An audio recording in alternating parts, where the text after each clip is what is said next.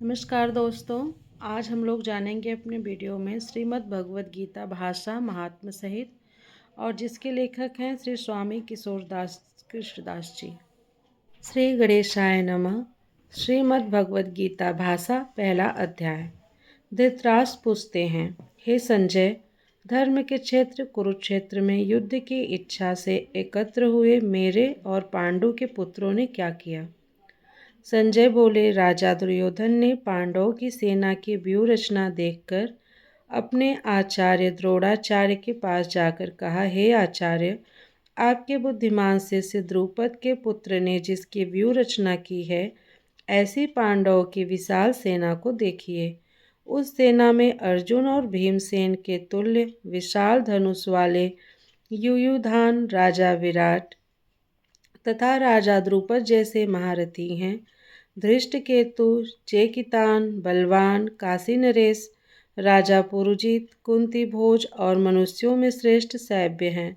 अति पराक्रमी युधामन्यु व महाबली उत्तमौजा, सुभद्रा पुत्र अभिमन्यु और द्रौपदी के पांचों विंध्याधिक महारथी पुत्र भी उधर स्थित हैं। हे द्विजराज, मेरी सेना में जो बड़े बड़े सूरवीर सेनापति हैं, उनके नाम मैं आपकी जानकारी के लिए आपके सामने कहता हूँ, उन्हें सुनिए।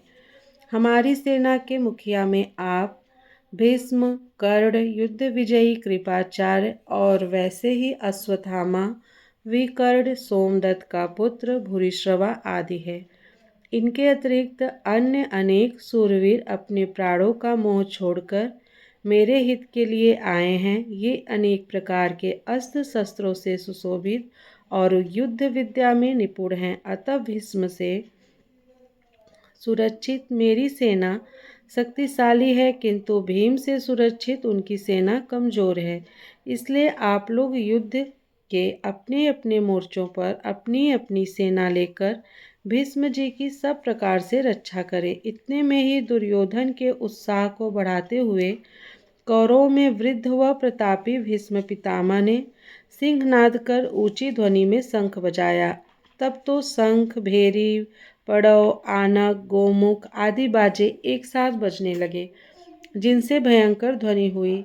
इसके बाद श्वेत वर्ण के घोड़ों से युक्त ऊंचे रथ में बैठे श्री कृष्ण चंद्र और अर्जुन भी अपने अपने दिव्य शंखों को बजाने लगे।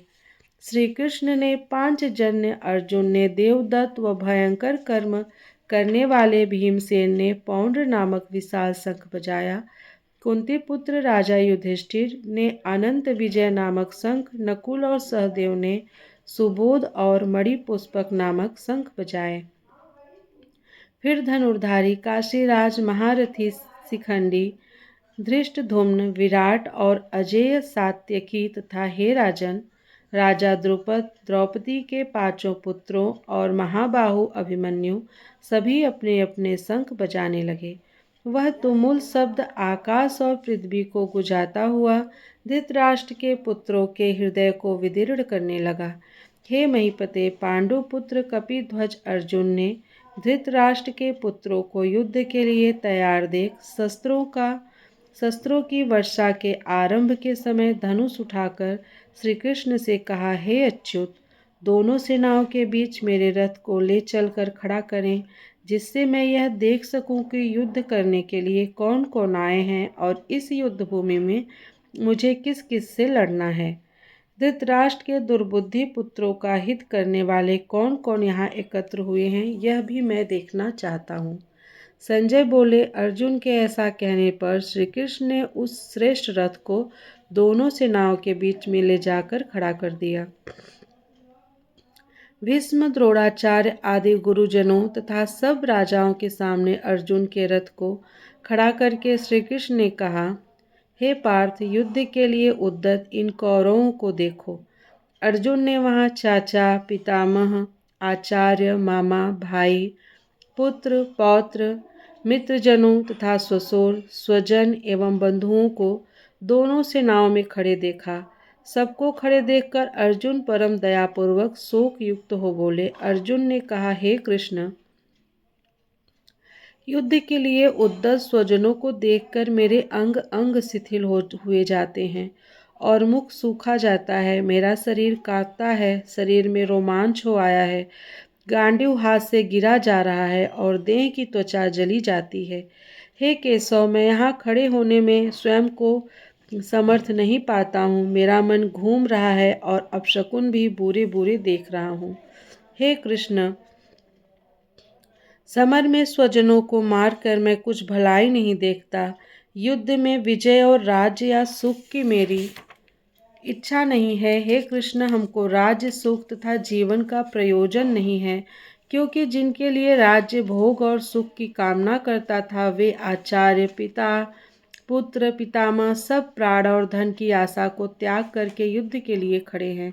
हे मधुसूदन, मामा, ससुर, पौत्र, साले और संबंधी ये सब मुझको मारे तो भी मैं इन्हें मारने की इच्छा नहीं करता। हे जनार्दन, मैं इन्हें तीनों लोकों के राज के लिए भी नहीं मार सकता, फिर पृथ्वी के लिए क्या मारूं? कारण कि धृतराष्ट्र के पुत्रों को मारकर मुझे क्या सुख मिलेगा? इन आताताइयों को मारने से मुझको पाप ही लगेगा। धृतराष्ट्र के पुत्रों को मारने योग्य हम नहीं हैं। हे माधव, आत्मीय जनों को मारकर हम कैसे सुखी होंगे? यद्यपि ये दुर्बुद्धि, लोभी वश, कुल क्षयकृत दोष और मित्र द्रोहकृत पातक को नहीं देखते हैं, तो क्या हमको भी उचित नहीं है कि हम इस पाप को दूर करने का प्रयत्न करें? हे जनार्दन, कुल क्षय के दोषों को जानने वाले मुझको इस पातक से अवश्य बचना चाहिए, क्योंकि कुल क्षय होने से सनातन कुल धर्म का नाश हो जाता है। धर्म के नाश होने से संपूर्ण कुल में अधर्म छा जाता है। हे विष्णुवंशी कृष्ण, अधर्म होने से कुल की स्त्रियां व्यभिचारिणी हो जाती हैं और उनके व्यभिचारिणी हो जाने पर वर्ण शंकर संतान उत्पन्न होती है। वह वर्ण शंकर कुल क्षय करने वाले को और उसके कुल को नरक पहुंचाता है, क्योंकि पिंड और तर्पण के बंद होने से पितर नरक में गिरते हैं। कुल घातियों के इन वर्ण संकर कारक दोषों से शाश्वत जाति धर्म और कुल धर्म नष्ट हो जाते हैं। हे जनार्दन, मैंने सुना है कि कुल धर्म के नष्ट होने से अनियत समय तक नरक में वास करना पड़ता है। अहो, फिर भी हम लोग इतना बड़ा पाप करने को उद्यत हैं, जो राज्य सुख के लिए आत्मीय जनों को मारने का उद्योग कर रहे हैं। शस्त्र लिए धृतराष्ट्र के पुत्र दुर्योधन आदि रण में निरस्त मुझे मारे तो भी मेरा बहुत ही कुशल हो। संजय कहते हैं कि रणभूमि में अर्जुन ऐसा कहकर धनुष बाण फेंक शोक ग्रसित मन वाले हो रथ के पीछे जा बैठे। तो यहाँ पे हमारा पहला अध्याय पूर्ण होता है और अगले वीडियो में हम जानेंगे प्रथम अध्याय का महात्म्य क्या है। अभी के लिए इतना ही, मिलती हूँ आप लोगों से नेक्स्ट वीडियो में। तब तक के लिए हरे कृष्णा।